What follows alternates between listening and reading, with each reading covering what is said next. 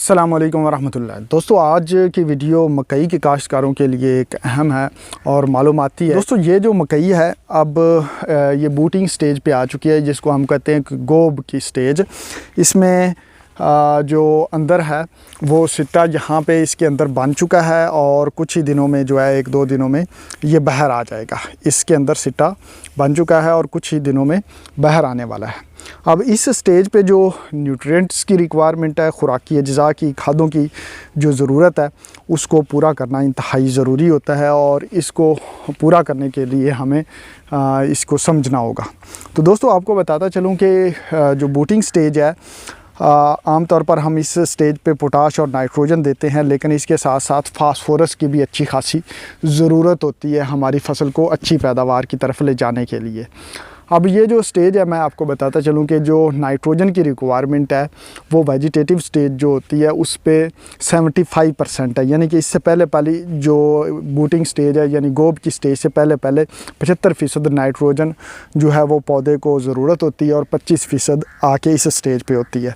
जबकि जो फास्फोरस है, फास्फोरस की 45% जो रिक्वायरमेंट होती है या पौधे की ज़रूरत होती है वो बूटिंग स्टेज पे होती है, यानी गोब की स्टेज पे, जिस स्टेज पे ये आ चुकी है। और आम तौर पर हम जो फास्फोरस है वो नीचे पहले डाल देते हैं बीज के साथ या बीज लगाने के फ़ौरन बाद, और इस स्टेज पे वो ज़्यादातर फास्फोरस फिक्स हो चुकी होती है और पौधे को नहीं मिल पा रही होती। तो इस स्टेज पे जो फास्फोरस है उसका इस्तेमाल भी इंतहाई ज़रूरी है, और ऐसी फास्फोरस जो कि पौधे को फ़ौरन मुहैया हो। ऐसा नहीं कि हम डीएपी जो है उसको डालना शुरू कर दें। डीएपी की अवेलेबिलिटी में 15 से 20 दिन लग जाते हैं और उतनी देर में जो है फसल उस स्टेज से गुज़र जाती है जहाँ पे उसको ज़रूरत होती है खादों की। तो यहाँ पे मैं जो आपको रिकमेंड करूँगा कि जब फसल बूटिंग स्टेज पे आए तो यूरिया की 1 बोरी या अमोनियम सल्फ़ेट अगर आप देना चाहते हैं तो कलराठी ज़मीनें या सख्त है तो वहाँ पे अमोनियम सल्फ़ेट, नहीं तो यूरिया की 1 बैग, साथ में 12 से 15 किलो पोटाश एसओपी वाली, और इसके साथ 5 से 7 किलो जो है वो फास्फोरिक एसिड। ये जो है आप अगर देंगे तो फ़ौरन से इसको फास्फोरस भी मिलेगी, पीएच जो है वो ऐसी रेंज में आएगी कि पौधे को जो दूसरे अज्जाए सगीरा हैं वो भी ज़मीन से बज़ाते ख़ुद मिलना शुरू हो जाएंगे जो इस स्टेज पे उनकी ज़रूरत होती है। और फास्फोरस चूँकि ये फास्फोरिक एसिड में ऐसी सूरत में होती है जो कि फ़ौरन मिलना शुरू हो जाती है।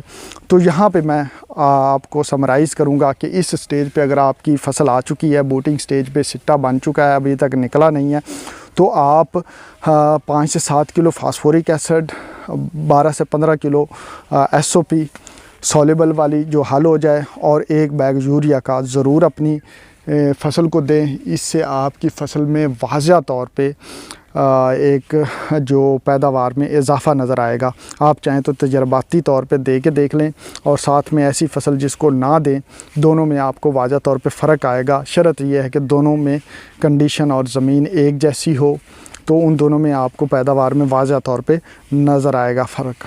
तो यहाँ पे एसओपी भी जो है वो भी मिल जाती है बाज़ार से, नाइट्रोजन जो है यूरिया भी आसानी से मिल जाती है। यहाँ पे मसला आता है फास्फोरिक एसिड का।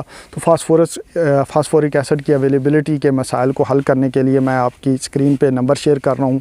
आप इस नंबर पे कॉल करके, व्हाट्सएप करके फास्फोरिक एसिड मंगवा सकते हैं। तो यहाँ पे 75% वाले फास्फोरिक एसिड को अगर आप 5 से 7 किलो अप्लाई कर देते हैं तो इस स्टेज पे जो है आपकी जो फसल की ज़रूरत है फास्फोरस की वो भी पूरी हो जाएगी, और जो इसके अज्जाए सगीरा की ज़रूरत है वो ज़मीन में जो फ़िक्स हो चुके हैं वो भी मिलना शुरू हो जाएंगे। पीएच बेहतर होने की वजह से फसल जो है वो बहुत अच्छी ग्रोथ और बहुत अच्छी तरह से जो है खुराकी अज्जा ज़मीन से ले पाएगी, और इससे पैदावार पे बहुत ज़्यादा मुस्बत असरात वाक़या होंगे। दोस्तों, अपना तजर्बा, अपनी ख़यालात का इज़हार जो है वो कमेंट्स में ज़रूर कीजिएगा। इससे सीखने सिखाने का अमल बेहतर होता है। मिलते हैं अगली वीडियो में, तब तक अल्लाह हाफ़िज़।